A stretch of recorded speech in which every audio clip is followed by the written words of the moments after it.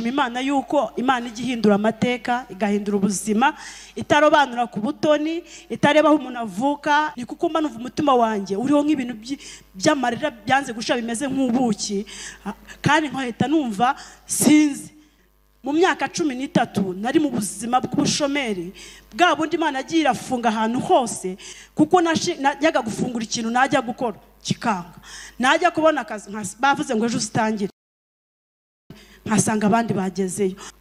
Ndashima Imana ko nshoboye guhagarara imbere y'itorero y'ubwoko bw'Imana. Burya ngiye mu buzima mu bintu bigize itorero cyangwa se muri gahunda zikorerwa mu itorero nkunda kubona abantu bashima kuko byubaka umutima wanjye, ariko nkumva nyine ngiyeho si byashobora ko naza imbere kuko numvaga yuko bigoye. Amen. Ndashima Imana rero ko ishobosheje guhagarara imbere yanyu nkashima. Ndashima Imana ku kintu mbanza nanze kuvuga ngo reka nze kubanza iki nkurikizaho iki mbyandike kugira ngo mbikurikize kuko ngiye nubatswe mu mashimwe. Niyo mpamvu icyo ndibuvuge cyose kiraba ari ishimwe kiri bunze mu mutwe ndagishima. Amen. Yesu ashimwe cyane. Kandi kumeze kintu shima Imana. Ndashima Imana yuko Imana yampaye umwana maze kumumasa nge sinamureze mu rugo bamufasha ari uruhinja baramurera. Urumva umwana ukuriye mu cyaro ariko umwe na nyirakuru nyina murera nk'uko ashoboye. Amen. Ariga yiga primaire zo mu cyaro, igihe kigeze cyo kujya muri segonderi Imana ishinzira ntari busobanure nyinshi imuzana hano kuri fawe ya Gisozi hano ya Kigali kuko habaho bebyire. Amen. Ariga arangiza ejo bundi akora troncome. Akoze troncome umva umwana waje mu mateka akajya hariya nabo mu zindi nzira zikomeye. Imana aratsinda, Imana yamufasha aratsinda cyangwa iramushoboza. Maze kumushoboza abona amanota meza kuri fawe babafasha ari abana 8 bakoze troncome ejo bundi. Ndashima Imana yuko mu bana baturanyijwe muri fawe 8 nanjye wanjye ari.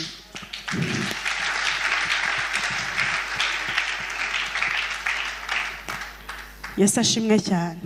Naravuze ngo Mana barambazaga ngo uyu mwana nyina akora iki babazaga amateka y'umwana bagasanga ngiyewe ntaho naboneka, ariko kubera Imana yarahabaye. No kuvuga ngo umwana yatoranyijwe na leta ubari mu maboko ya leta azarinda soza akazi leta imuha akazi. Ntabwo muri make ntabwo guhangayika abona akazi cyangwa iki ibyo yari byararangiye ko leta ari mu maboko ya leta.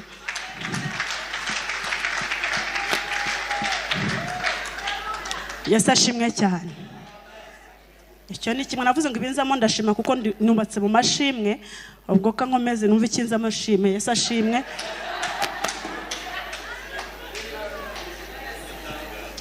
Yesu ashimwe cyane. Ubundi ngewe najyaga nkwepa gushima, ariko ejo bundi kwa gatanu ndyamye akana karaza kansanga mu buriri mu nzozi. Maze gusenga saa 9 ndaryama akana kansanga mu nzozi kameze nka 3 karaza nkateruye kararira. Ndafase urarizwa n'iki wambabariye ko mva turi kumwe urarizwa n'iki ngo ndarira kubera ko utagiye gushima. Atuzagenda ushime nise zashime gute? Atuzagenda ushime utanga ituro ry'inkweto z'umwana. Yesu ashimwe yambwiye nibyo ngo uzagenda ushime. Nanjye ndavuga nta kibazo mbona ndakangutse nongera ndaryama, ariko nabanje gutinya guhita sinzira ngirumva ngize ubwoba. Ndavuga ngo se zagenda shime nanjye ubukweri ngiye gushima, ariko mpita nibuka ko ngizwe n'amashimwe reka nzashime. Ariko reka nzabishye mu cyumwe mu kwezi gutaha mbaze mbitekerezaho mbyige. Nariko kuko Bishop adaheruka kumpamagara naramuka mpamagaye uyu munsi nkabimubwira akabyemera nzagenda shime. Ngize Imana mbona arampamagaye muri icyo gitondo mbibwira Bishop nabwo Bishop ko narose ibi nibi none ubu nzashime birashoboka ngo uzashime. Yesu ashimwe cyane.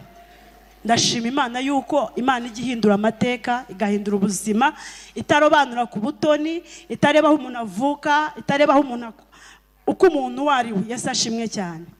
Ndashima Imana yuko Imana igihoza igimara agahinda. Hari umuntu ugeze gushima Imana ngo Imana igikuraho agahinda ikamara agahinda. Jewe numvaga yuko najyaga nibaza ngo najyaga nshaka kubaza abantu barwaye umutima cyangwa babaza nk'abaganga, ni umuntu yarwaye umutima mera gute? Ni kuko mba numva umutima wanjye uriho nk'ibintu by'amarira byanze gusha bimeze nk'ubuki, kandi nkahita numva sinzi, nkahita numva biratandukanye n'abarwayi b'umutima. Ndagije ndavuga ngo Mana, none ubu ngubu wahora guteranya ngo ibumoso nyimenya niba ari buryo niba ari ibumoso sinyimenya aho uterera. Yesu ashimwe cyane. Kuko nahoranaga agahinda karanze gushira k'ubuzima bwari burimo butandukanye. Muri ubwo buzima nari ndimo butandukanye, mu myaka 13 nari mu buzima bw'ubushomeri bwa bundi Imana agiye irafunga ahantu hose, kubona n'akazi, kubona n'ibiraka no kubona icyo wakora. Nje ntabwo nari mbifitiye, nari mbyemerewe. Kuko najyaga gufungura ikintu najya gukora kikanga, najya kubona akazi bavuze ngo ejo usitangire nkasanga abandi bagezeyo.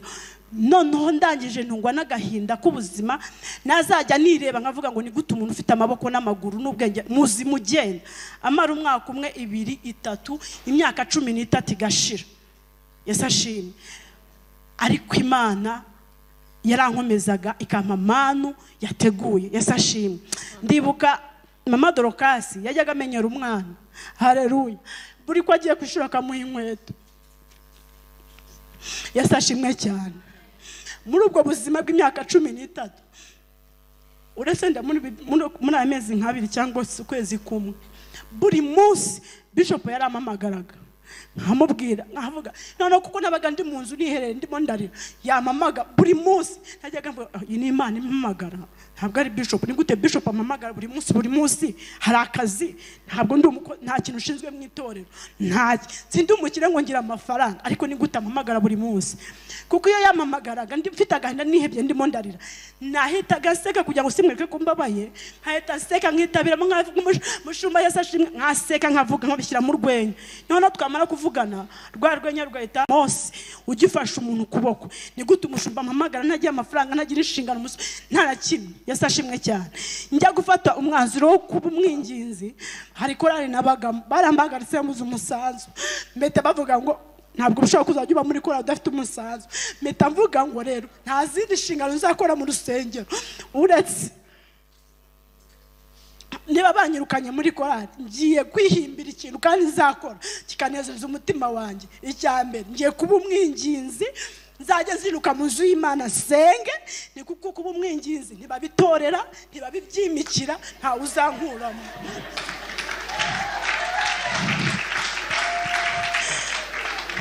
Yesu ashimwe cyane. Ndajyaho mfatiriye ndavuga ngo Mana ngiye gusenga, nagusabye nashatse kwiyahura muri discipline mu kinyabupfura kugira ngo mbone ijuru biranga.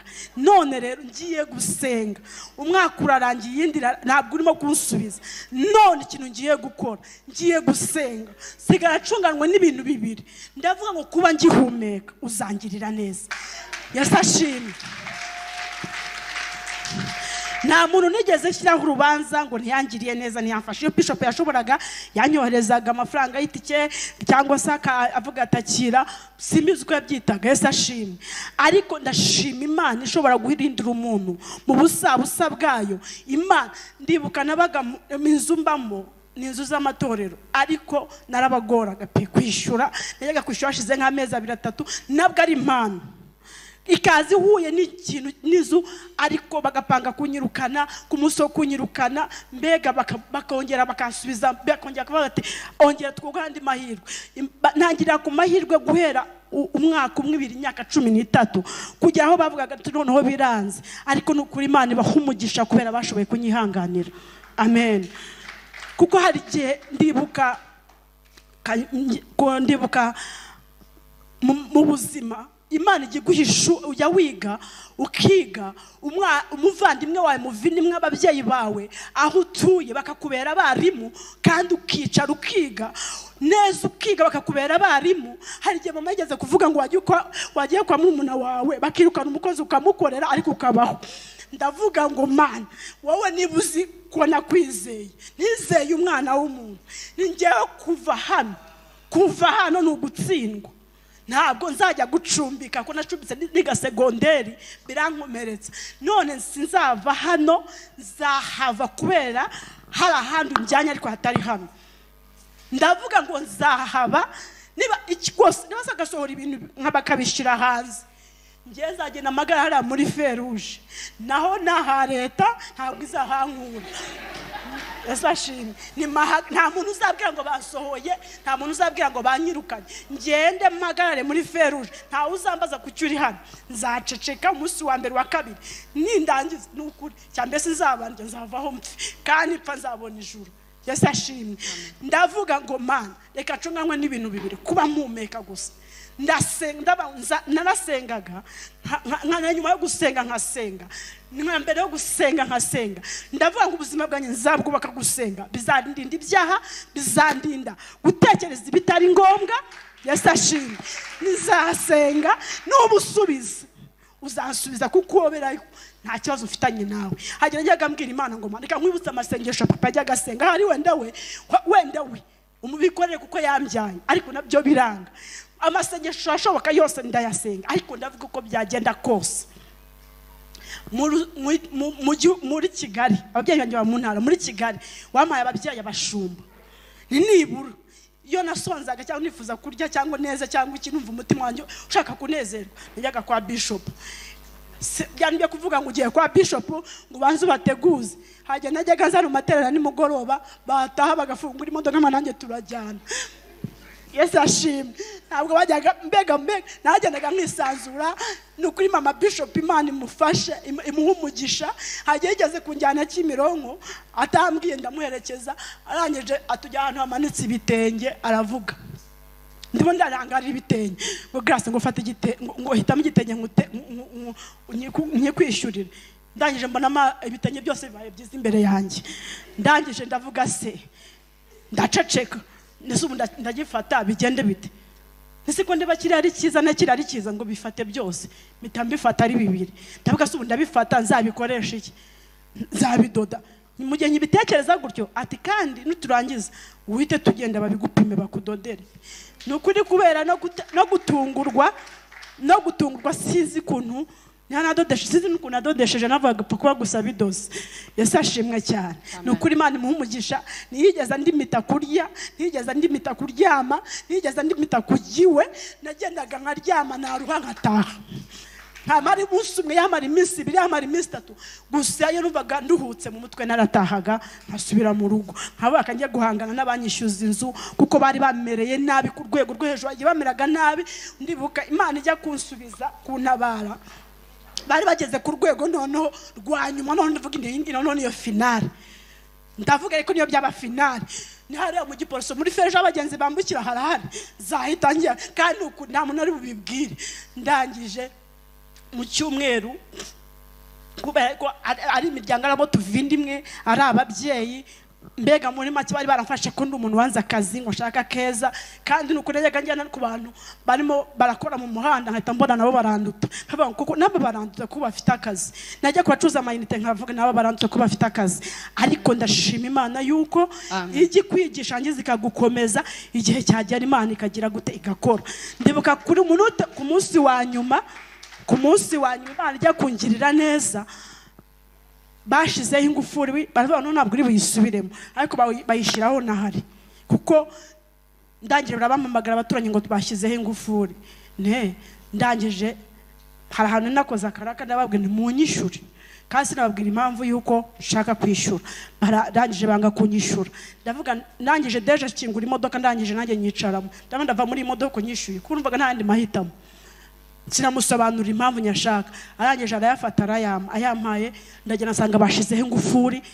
ndavuga ariko Mana bamaze gushiraho ingufuri ndaza ngira gute ndishyura nishyuye bahita bankingurira ndavuga rero niba bageze ku rwego rwo gushyiraho ingufuri iyi noneho ni finale ya nyuma ndarushye ndananiwe ni ibintu bya Mana ndabihaze nirika nkubwire ni ukuri ntabwo zongera gushaka amafaranga yo kwishyura kuko birangoye ni ikibazo gikomeye Esashimwe cyane Imana yo mu ijuru size umumama waje mu rugo dusanzwe tugendana dusanzwe tuziranye araza aransura asubira ndamubwira ko buri iwanyu umuntu yabona yakaraka tuzakubariza Yesu ashimwe ahita ambera inzira amen ambera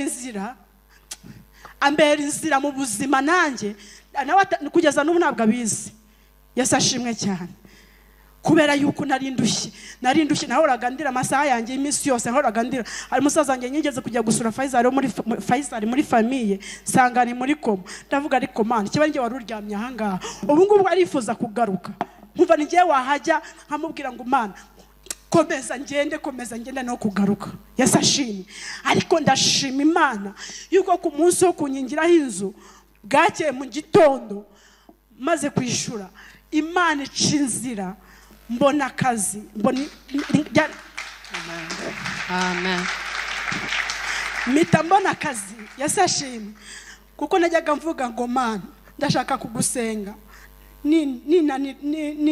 nusubiza uzansubiza nutansubiza nkapfa nahoraga niteguye ijuru nkumva ndagenda mu ijuru hahita numva ndashaka kujya mu ijuru Yesu ashimwe ariko uwo munsi mbona akazi nkakora ntabwo nigeze mbyizera ahise mvuga iyi ni Imana kwezi kugashira iyi ni Imana ubundi ejo ntabwo bihari Imana iyi ni Imana Yesu ashimwe yego mbona bya bintu biratinze sekonde baya gahunda itinzera biranyobera ndavuga intariko ibyo ari byo byose Yesu ashimwe cyane kantegereze ndebe ngiye kubona mbona ntangiye kubasha kwishyura inzu ntangiye kubona mu rugo bakavuga noneho se wa musista wanjye wanze kunyishyurira yarazaga avuye muri mission namusaba n'igihumbi kuvuga ngo Imana yakwishyuriye kwezi gushize ubundi kwishyura bose ndakwishyura ugutaha uzishyurirwe n'iki nta n'igiceri naguha wanze kujya mu rugo gusubira mu rugo wanze no kujya gucumbika mu miryango ntayo naguha ariko bamaze kubona ko Imana atangiye kungira neza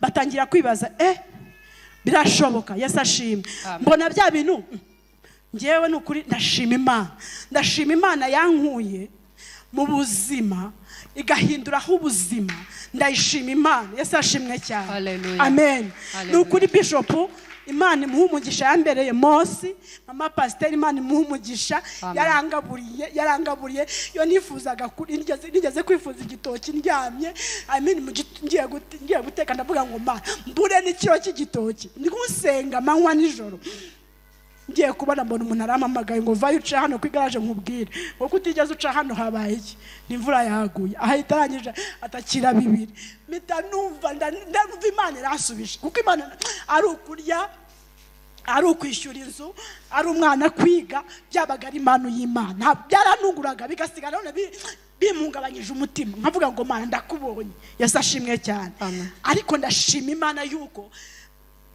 hashize amezi make muri mwaka ushize nibwo Imana yatangiye kungirira neza hashize muri mwaka ushize nibwo Imana yatangiye kungira neza mbona ako sinabyiza ndavuga ni za manu nyine ntabwo Imana byashoboka ngiye kubona mbona biratinze cyore ndavuga rero Imana yajyaga ihora imbwira imodoka yahoraga imbwira imodoka muri ubwo butayu ikambwira imodoka haba kurambwira imodoka nabuze nijana ryo kugura mitiyu y'amayinite basi Yesu ashimwe urambwira imodoka ntabwo nigeze sengera imodoka ariko nukuri Imana iyo mu ijuru ishimwe namaze kubona mbona bya bintu biragenze birihuse birakomeje ngiye kubona mbona ndavuga ngo Mana urabizi nubwo Imana nkabona Bishop amanurira mu zosi ngiye kuguha imodoka ntabwo azo Bishop azama imodoka gute ntabwo bishoboka angiza nkahita mvuga ngo bura ni Imana ivuze Yesu ashimwe cyane ariko igihe cyarageze kuko najyaga ngo nubwo nifuza imodoka zose ni nziza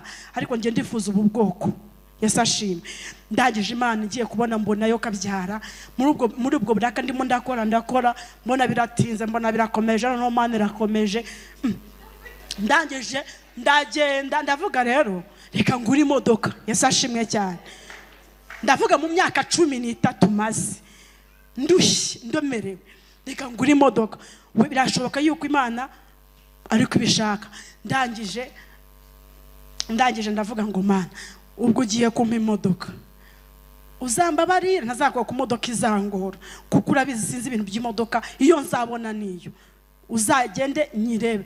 Ngiye nsanga niyo umuzungukazi yaparitse iyo za Kimihurura yigira hanze, banje baravuga ngo arayigurisha ariko yimye abazungu bene wabo.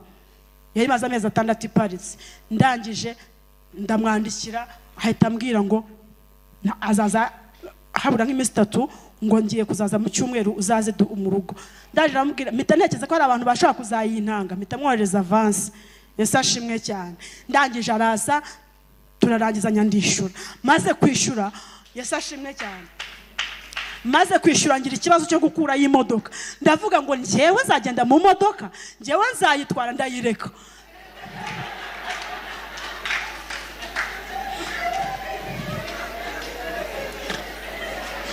Yesu ashimwe cyane. Nkavuga ni cyangwa nzagende nyizana nyiparika, ariko nzajya gusenga nzajya ntega moto. Ni gute se ngiye nafata imodoka nkajya gusenga? Ni gute kanajyaga ngenda n'amaguru? Najyaga igihe ngeze kwikubita hasi ndimo ndamanuka hano n'amaguru n'izuba n'iki buri mugoroba sinaburaga hano. Ndavuga ngiye mfata imodoka nyitware ku rusengero, njyewe bazi umuntu warushye nayo nzajyana. Niba nzajya nyiparika mu rugo ngenda ahantu batazi amateka yanjye nyitware, ariko nzajya ntega moto nayo nzajyana. Nyirekera ku muzungu aho nayiguze. Arangije sinzi kuntu Bishop nivishambwira ngo ubundi hano muri controle ndimo ndakoresha ntako Bishop nuzi mbwira ntarya bigenda gute umuntu akoresha controle. Ahita mbwira nuzi ko mfite imodoka naguze yaheze ahantu hano ku muzungu hano Kimihurura ngwe metamukupa. Yesu ashimwe. Metamukupa ndabyihora ndavuga nakanasobanura byinshi. Niba yarageze yakabibwira ma Bishop arabimbaza mbimubwine n'ukuri yahezeye ngo none hagenda uyizane, ngo genda uyizane none. Ndajyanda yizana ariko ku mutima nzayiparika nayo nzajyana. Yesu ashimwe cyane. Ndangije ndayizana sinayiparitse kuko hagenda nasohokaga nkanayibagirwa kuko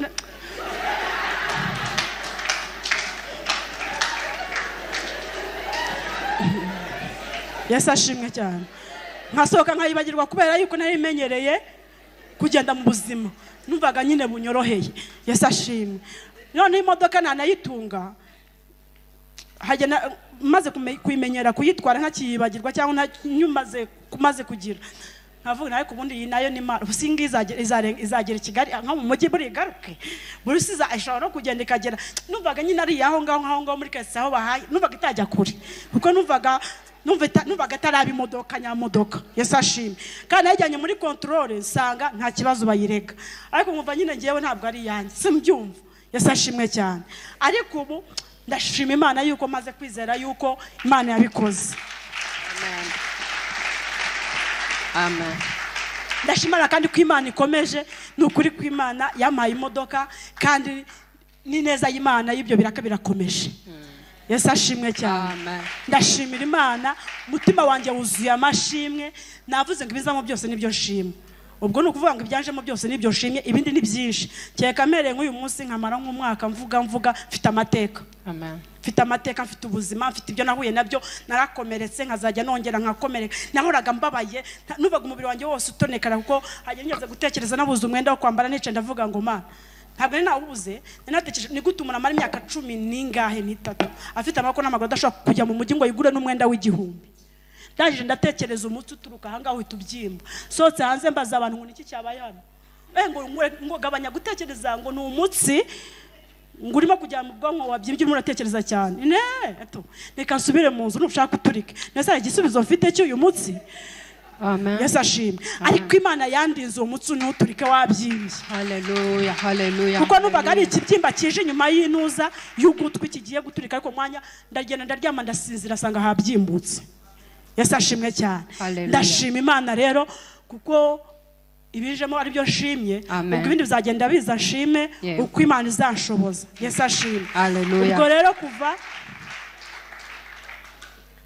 nukuri mfite byinshi kandekeraho, ariko ndashima Imana yuko bishoboye nubwo nari narabikwebye Imana irashoboresheje kandi yangiriye neza. Nishyuye inzu, nakoze ibintu byose, icyo nshaka cyose ndimo ndakiha. Amen, amen, amen, amen. Imana ihabwe icyubahiro. najyaga mvuga ngo ni gute umuntu najyaga ntekereza nkavuga ngo njyewe ngiye gufata amafaranga yanjye atari ideni rya banki na n'umuntu wayangurije na n'umuntu nije nkishyura imodoka yanjye simbyumve, ariko maze ndagenda mbyumva ubu ngubu aho maze kubona ku bintu byose bishoboka. Yesu ashimwe. Ubwo rero kuko Imana yantegetse kugura inkweto za Megan, siko bimeze uko mu bishop, ubwo ni ukuvuga ngo nizo nashoboye kugura. Amen, amen, amen. kuko nigeze kugenda kwa bishop nababaye nenda kupfa nabuze akazi, ndagenda sanga barasohotse, njya mu cyumba ndarira. Cyo gihe mu 2018 Megan yanga kumva uruhande, yari umwana kanga kumva uruhande, kazajya nzanira amazi yo kunywa, akavuga ngo sindi bukuva uruhande, wabaye iki nkavuga nk'uyu mwana ko ndi imbere udatuma ndira, yamaye amahoro. Birashoboka rero ko muri izo nzozi ariyo mpamvu Imana yagaruye Megan. Yesu ashimwe cyane. Ubwo rero Mana ndasaba bishop muhereze inkweto za Megan azabashe kuzimugurira. Hallelujah.